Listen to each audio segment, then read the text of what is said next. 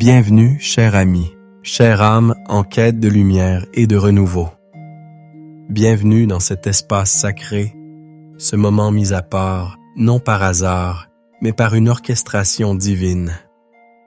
Vous n'êtes pas simplement tombé sur une vidéo, vous avez répondu à un appel, à un murmure de l'esprit qui vous a attiré ici, en ce jour précis, pour une rencontre transformatrice. Aujourd'hui, nous nous rassemblons sous l'ombre bienveillante d'une promesse divine, une clé capable d'ouvrir les portes les plus lourdement verrouillées de votre passé. Cette promesse se trouve dans la première épître de Jean, au chapitre 1er, verset 9.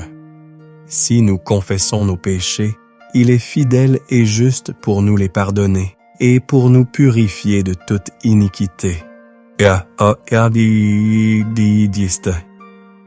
Sentez la puissance contenue dans ces mots. Ce n'est pas une suggestion, ni une vague possibilité. C'est un contrat divin, une alliance scellée dans le sang précieux de Christ. Le thème de notre rencontre aujourd'hui est donc celui du nouveau départ, rendu possible par une purification instantanée.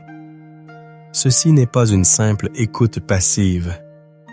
C'est un rendez-vous divin, un moment où le ciel s'incline pour toucher la terre de votre cœur. Je vous invite à ne pas prendre ce temps à la légère. L'ennemi de votre âme fera tout pour vous distraire, pour vous faire croire que ce n'est qu'une prière de plus. Mais je vous le déclare au nom de Jésus, ce moment est une porte vers la liberté que vous cherchez depuis si longtemps. Si vous restez avec moi, si vous engagez votre cœur et votre esprit jusqu'à la fin de cette prière, je crois avec une foi inébranlable que le poids qui pèse sur vos épaules sera levé. Les chaînes de la culpabilité qui vous entravent seront brisées. Le voile de honte qui obscurcit votre vision sera déchiré. Vous repartirez d'ici non pas comme vous êtes arrivé, mais lavé, renouvelé et revêtu d'une nouvelle identité en Christ. Alors, préparez votre cœur. Trouvez un lieu de calme où vous ne serez pas dérangé. Mettez vos écouteurs pour vous immerger pleinement. Prenez une profonde inspiration et, en signe d'engagement, écrivez dans les commentaires « Amen, je suis prêt pour mon nouveau départ ». Je sais pourquoi vous êtes ici. Je le sais non pas par une connaissance humaine, mais par une compassion spirituelle. Vous êtes ici parce que le poids du passé est devenu insupportable. Ce n'est pas une simple tristesse passagère, c'est une douleur sourde, une encre jetée dans le et au trouble de vos souvenirs qui vous empêche d'avancer. Dès le matin, avant même que vos pieds ne touchent le sol, le film de vos erreurs passées commence à défiler dans votre esprit. Une parole blessante que vous avez prononcée, une décision que vous regrettez amèrement, une opportunité manquée, une relation brisée. C'est un tribunal intérieur qui se réunit chaque jour et l'accusateur, le diable et le procureur infatigable, tandis que vous êtes à la fois l'accusé, le juge et le bourreau. Vous vous levez avec un soupir, portant déjà le fardeau d'hier sur les épaules de votre aujourd'hui. Cette douleur, mon ami, ma sœur, a des racines profondes.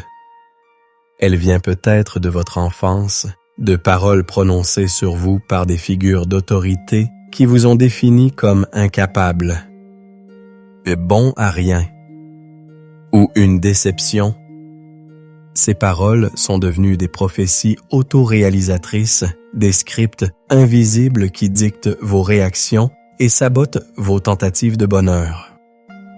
Elle vient peut-être de vos propres échecs, de ces moments où vous saviez ce qu'il fallait faire, mais où vous avez choisi la facilité, la compromission, et la chute a été douloureuse.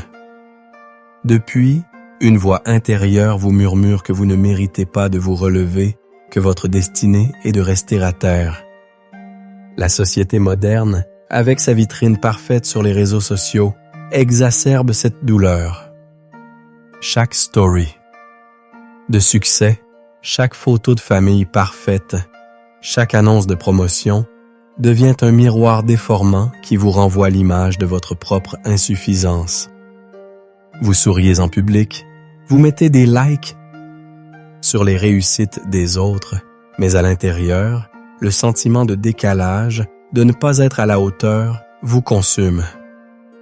Vous êtes pris dans le piège de la comparaison, oubliant que vous comparez vos coulisses en désordre avec la scène parfaitement éclairée des autres.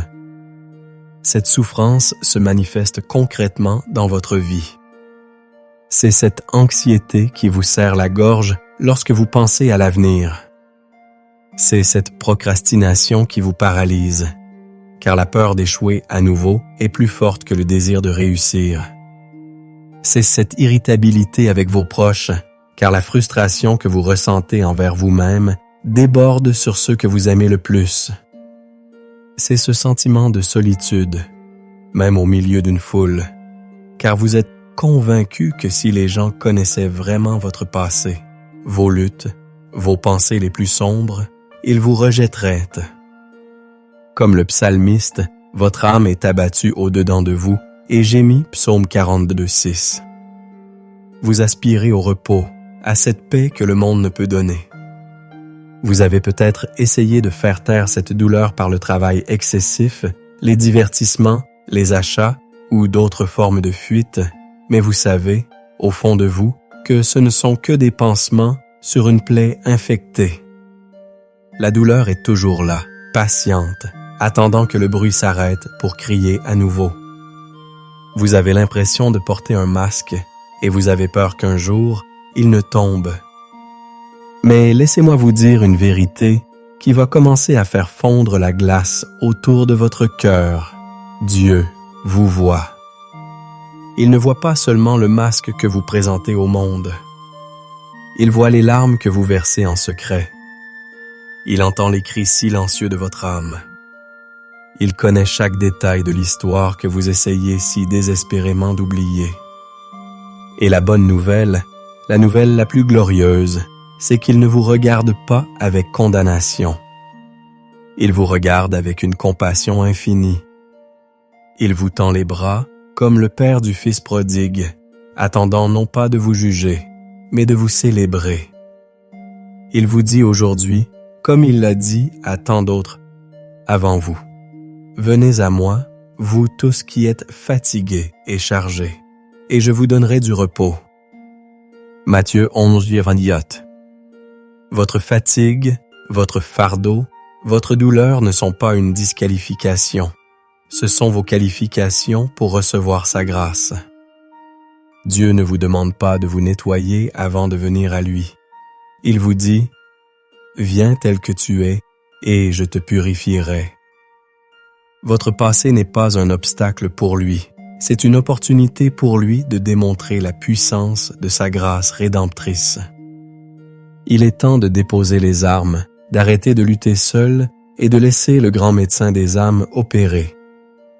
Pour bien comprendre la puissance explosive de la promesse de 1 Jean, of Possimissilas, en 9, nous devons plonger au cœur de sa signification comme un plongeur qui cherche la perle la plus précieuse. Ce n'est pas un verset à lire rapidement, c'est un univers théologique à explorer. Décortiquons-le ensemble. Si nous confessons nos péchés, le mot grec original pour confesser est homologo. Il est composé de 2 parties, homo qui signifie le même, et logo qui signifie parler. Confesser, ce n'est donc pas simplement admettre. Oh, lister. C'est faute comme on lirait une liste de courses. C'est bien plus profond. C'est dire la même chose que Dieu. Au sujet de notre péché, c'est cesser de le minimiser, ce n'était pas si grave. À de le justifier, j'avais mes raisons. Ou de le rejeter sur les autres, c'est de sa faute. C'est regarder notre acte ou notre pensée avec les yeux de Dieu, dans toute sa laideur et sa gravité, et être en accord total avec son diagnostic. C'est un acte d'humilité radicale et d'honnêteté brutale devant le trône de la grâce.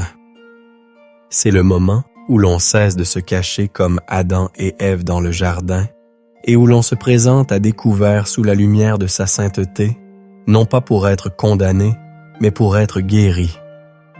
La suite du verset est la réponse divine à cet acte de confession. Il est fidèle et juste. Méditons sur ces deux mots. Fidèle. Dieu, voilà sa propre nature, qui est amour. Il est fidèle à ses promesses. Quand il promet le pardon, il ne peut pas se renier. Sa fidélité est notre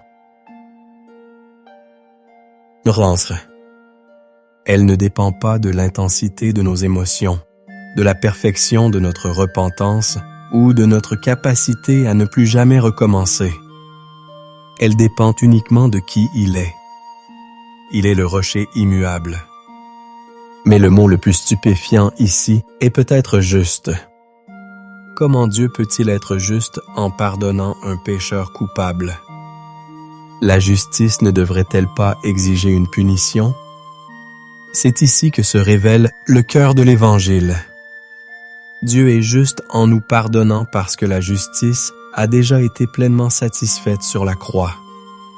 Le châtiment que nos péchés méritaient, Jésus l'a pris sur lui. La colère divine contre le péché a été entièrement déversée sur le Fils parfait. Par conséquent, quand nous confessons nos péchés, Dieu ne fait pas un compromis avec sa justice. Il ne balaie pas le péché sous le tapis. Il applique la justice parfaite de la croix à notre compte.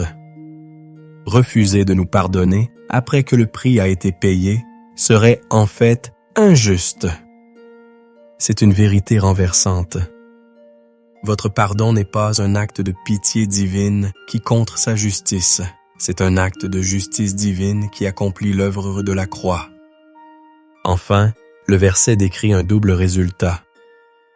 Pour nous les pardonner et pour nous purifier de toute iniquité. Il y a une distinction cruciale ici. Le pardon est un acte légal. C'est le juge qui frappe son marteau et déclare « acquitté ». Non coupable. La dette est annulée. Le casier judiciaire est effacé. Aux yeux de Dieu, grâce à Christ, c'est comme si vous n'aviez jamais péché. C'est la justification. Mais Dieu ne s'arrête pas là. Il va plus loin avec la purification. La purification est un acte de restauration intérieure. Si le pardon efface le casier, la purification nettoie la cellule. C'est le processus par lequel Dieu lave la tache, guérit la blessure que le péché a laissée dans notre âme et enlève la saleté de notre conscience. C'est la sanctification. Le pardon nous donne une nouvelle position devant Dieu. La purification nous donne une nouvelle condition en nous-mêmes. Voyez l'histoire du roi David après son adultère avec Bethsabée et le meurtre d'Uri. Dans le psaume 51, il crie « Lave-moi complètement de mon iniquité et purifie-moi de mon péché. » Va, carte, et crée en moi un cœur pur, ô Dieu, et renouvelle en moi un esprit bien disposé. Va, donachier. David ne voulait pas seulement être pardonné, il voulait être changé de l'intérieur. C'est exactement ce que 1 Jean 1:9 nous offre, un acquittement légal et une décontamination spirituelle. L'histoire de la femme surprise en adultère dans Jean 8 illustre cela parfaitement. Jésus lui offre le pardon légal. Moi non plus, je ne te condamne pas. Mais il ajoute immédiatement l'appel à la purification. Va et ne pêche plus. Il la libère de son passé et la propulse dans un nouvel avenir. Pensez à l'apôtre Paul. En tant que Saül de Tarse, il était un meurtrier, un persécuteur de l'Église. Le poids de son passé aurait dû l'écraser. Mais sur le chemin de Damas, il a rencontré la grâce.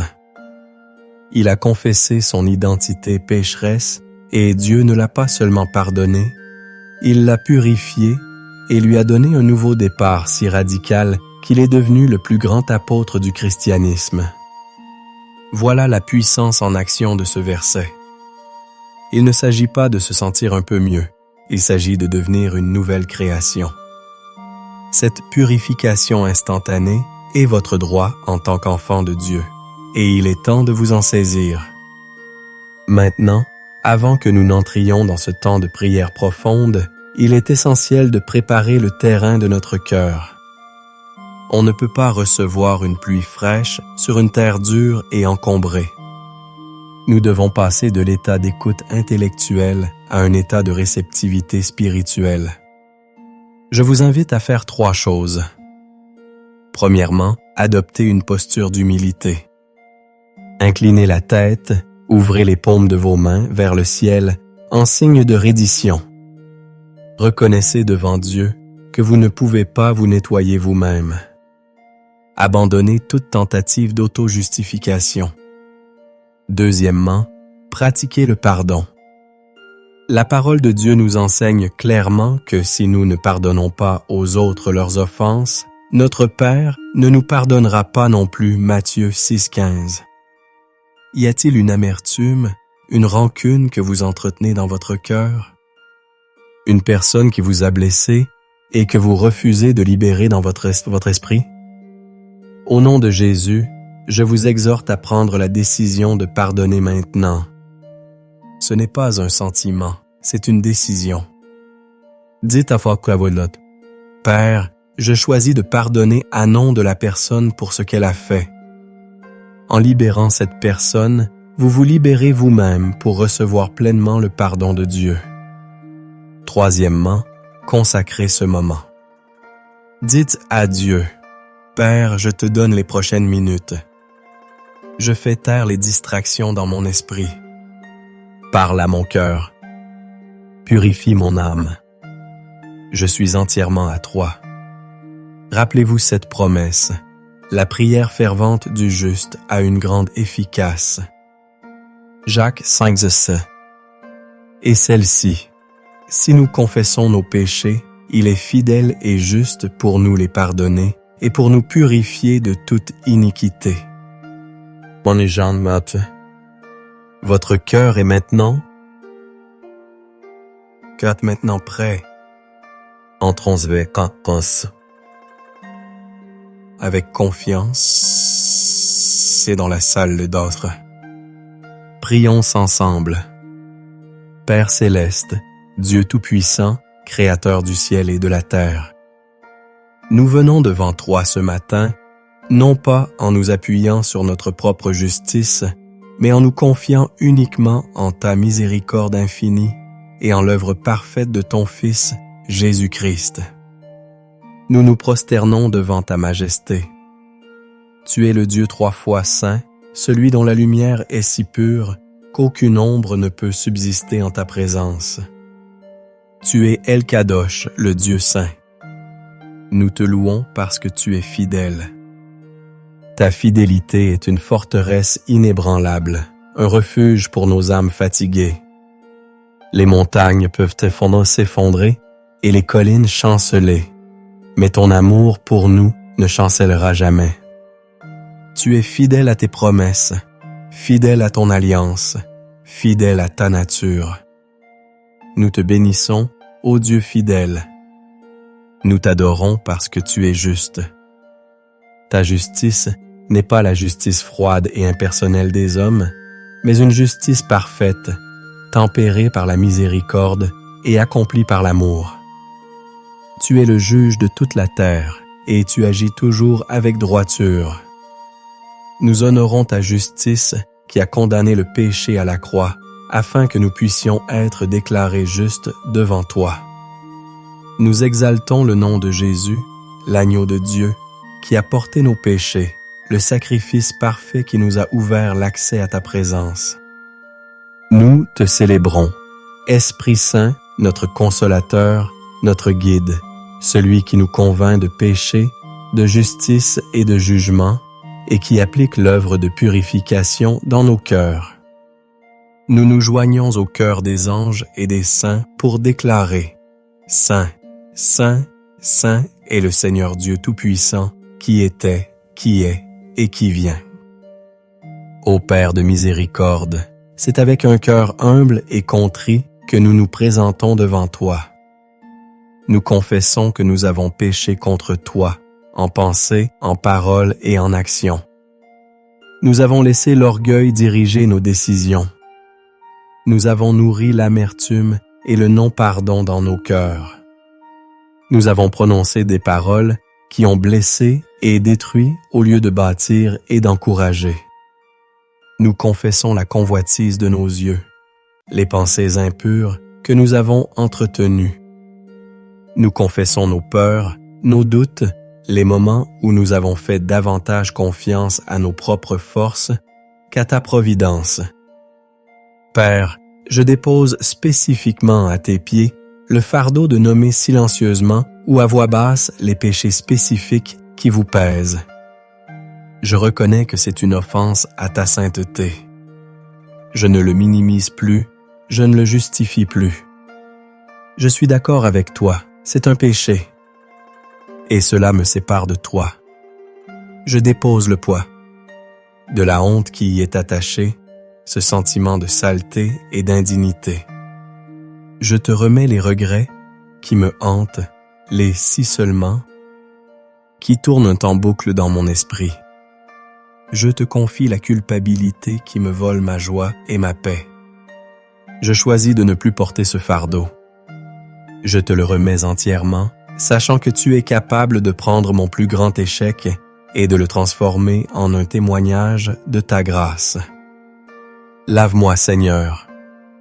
Purifiez-moi. Père, ta parole est là. Parole est la vérité. Et ce matin, je choisis de croire ta parole plus que mes sentiments, plus que les mensonges de l'ennemi.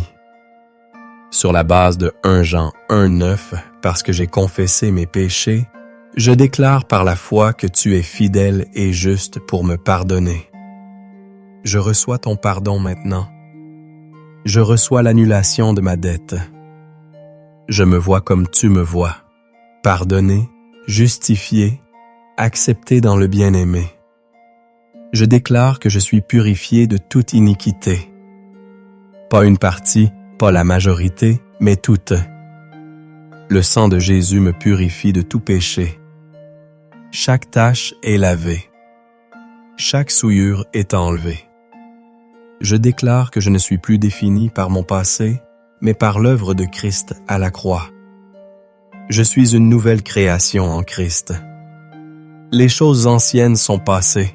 Voici, toutes choses sont devenues nouvelles. Je déclare que le pouvoir du péché confessé est brisé dans ma vie. Je ne suis plus esclave du péché, mais esclave de la justice. Je déclare que je suis revêtu de la robe de justice de Christ. Quand tu me regardes, Père, tu ne vois pas mes fautes, tu vois la perfection de ton Fils. Je reçois cette vérité non pas comme une théorie, mais comme ma réalité présente et vivante. Au nom puissant de Jésus-Christ, je m'élève maintenant contre toutes les forteresses épées de l'ennemi dans ma vie. Je prends l'autorité que tu m'as donnée en tant que ton enfant. J'adresse la parole à la voix de l'accusateur qui me chuchote des paroles de condamnation, de honte et de culpabilité, et je lui ordonne de se taire au nom de Jésus. Car il est écrit qu'il n'y a maintenant aucune condamnation pour ceux qui sont en Jésus-Christ. Je brise tout pacte conscient ou inconscient que j'ai pu faire avec la honte, le regret et l'autocondamnation. Je renonce à l'identité de pécheur misérable pour embrasser mon identité d'enfant de Dieu, pardonné et purifié. J'utilise le bouclier de la foi pour éteindre tous les traits enflammés du malin, toutes les pensées accusatrices qu'il envoie contre mon esprit, Éphésiens 6,16. Je déclare qu'aucune arme forgée contre moi ne prospérera, et toute langue qui s'élèvera en justice contre moi, je la condamnerai, Ésaïe 54, 17. J'amène toute pensée captive à l'obéissance de Christ, 2 Corinthiens 10, 5. Je renverse les raisonnements qui s'élèvent contre la connaissance de Dieu, et je choisis de croire la vérité de ta parole. Mon esprit est renouvelé. Mon âme s'est restaurée. Père, maintenant que la maison a été nettoyée, je te demande de la remplir. Esprit Saint, je t'invite à venir et à remplir chaque recoin de mon être. Là où il y avait de la culpabilité, déverse ta paix qui surpasse toute intelligence. Là où il y avait de la honte, déverse ton amour inconditionnel et ton acceptation. Là où il y avait de l'anxiété pour l'avenir, déverse ta joyeuse espérance. Remplis-moi de sagesse pour marcher dans ce nouveau départ. Remplis-moi de force pour résister à la tentation. Remplis-moi d'amour pour toi et pour les autres. Je te demande de restaurer ce que les années de péché et de culpabilité ont volé. Restaure ma joie, restaure ma passion pour toi, restaure ma confiance, restaure mon innocence spirituelle. Fais de moi un vase d'honneur, purifié et prêt pour l'usage du Maître. Que ma vie, à partir de ce jour, soit un témoignage vivant de ta puissance de pardon et de purification. Au nom de Jésus. Amen. Maintenant, restez un instant dans le silence. Ne vous précipitez pas pour passer à autre chose. Restez dans sa présence. Prenez une profonde inspiration et expirez lentement. Relâchez toute tension. Le travail est accompli. Le pardon est acquis. La purification est effective. Maintenant, écoutez. Faites taire le bruit extérieur et intérieur. Qu'est-ce que le Père murmure à votre cœur en ce moment? Peut-être est-ce un simple mot, pardonner. Aime. Libre. Mon enfant. Ne doutez pas de cette voix douce et légère. C'est la voix de votre Père qui vous confirme votre nouvelle identité. Recevez son amour. Laissez sa paix vous envelopper comme une couverture chaude. Dieu parle à votre cœur. Accueillez sa parole pour vous personnellement. Maintenant, recevez cette parole prophétique et cette bénédiction. Je ne vous parle plus comme un simple guide, mais je me tiens dans l'autorité de la parole de Dieu pour déclarer ses vérités sur votre vie. Sur votre vie spirituelle, je déclare que vous n'êtes plus un étranger, ni un visiteur, mais un citoyen des cieux et un membre de la famille de Dieu. Je déclare que vous entendez la voix du bon berger et que vous ne suivrez pas la voix d'un étranger. Jean 10, 27. Votre communion avec Dieu est restaurée et plus profonde que jamais. Sur votre santé, je déclare que le même Esprit qui a ressuscité Christ d'entre les morts habite en vous et qu'il vivifie votre corps mortel. Je déclare que par les meurtrissures de Jésus, vous avez été guéris, Ésaïe 53, 5. La maladie de la culpabilité et du stress quitte votre corps et la santé divine s'installe. Sur vos finances, je déclare que le cycle de la défaite est brisé. L'Éternel ouvrira pour vous son bon trésor, le ciel, pour envoyer la pluie sur votre pays en sa saison et pour bénir tout le travail de vos mains. Vous prêterez à beaucoup de nations et vous n'emprunterez point Deutéronome 28, 12. Dieu vous donne la sagesse pour gérer ce qu'il vous confie. Sur votre famille, je déclare que vos enfants sont enseignés de l'Éternel et que grande est la paix de vos enfants, Ésaïe 54, 13. Votre foyer devient un havre de paix, de pardon et de grâce, un reflet de l'amour du Père. Sur votre destinée et votre appel, je déclare que vous êtes l'ouvrage de Dieu, ayant été créé en Jésus-Christ pour de bonnes œuvres, que Dieu a préparées d'avance, afin que vous les pratiquiez, Éphésiens 2, 10. votre passé ne disqualifie pas votre avenir. Au contraire, Dieu utilisera votre témoignage de restauration pour apporter l'espoir à beaucoup. Sur votre protection quotidienne, je déclare que l'Éternel gardera votre départ et votre arrivée, dès maintenant et à jamais. Psaume 121, 8. Vous êtes gardés dans la paume de sa main, et nul ne peut vous en arracher. Sur votre joie et votre paix, je déclare que le Dieu de l'espérance vous remplit de toute joie et de toute paix dans la foi, pour que vous abondiez en espérance, par la puissance du Saint-Esprit. Romains 15, 13. Le deuil est changé en allégresse, le sac est remplacé par un vêtement de louange. Et maintenant, recevez la bénédiction aaronique. Que l'Éternel vous bénisse et qu'il vous garde. Que l'Éternel fasse luire sa face sur vous et qu'il vous accorde sa grâce. Que l'Éternel tourne sa face vers vous et qu'il vous donne la paix. Au nom du Père, du Fils et du Saint-Esprit. Amen. Cher ami, vous avez franchi une porte aujourd'hui. Le nouveau départ que nous avons invoqué n'est pas une émotion passagère, c'est une réalité spirituelle. Vous êtes lavé, vous êtes purifié, vous êtes libre. La clé maintenant est de marcher dans cette nouvelle identité. L'ennemi essaiera de vous rappeler votre passé. Ne l'écoutez pas. Lorsque les pensées de culpabilité reviennent, répondez à voix haute.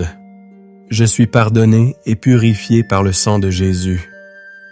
Il n'y a plus de condamnation. Je vous encourage vivement à revenir à cette prière chaque matin pendant les 7 prochains jours.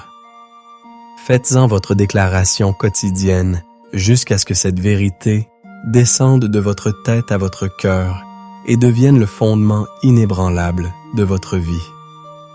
Ne laissez pas cette semence être volée. Arrosez-la par la parole et protégez-la par la prière.